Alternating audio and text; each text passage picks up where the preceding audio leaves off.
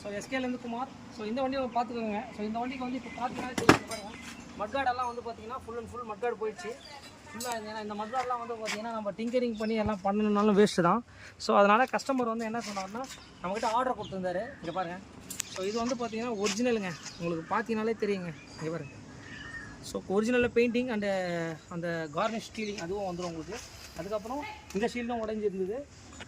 நம்ம கால் வைக்கிற இந்த மேட்டை வந்திருக்கு. ஸோ மிரர் வந்து டேமேஜாக இருக்குது மிரரு. அதுக்கப்புறம் 2 brake shoe, air filter. So எல்லாமே வந்து பார்த்தீங்கன்னா சஜஷன். ஸோ கஸ்டமர் என்ன சொன்னார்னா எனக்கு வந்து ஒரிஜினாலிட்டியாக வேணும், ஸோ பர்ஃபெக்டாக வேணும்னு சொன்னார்.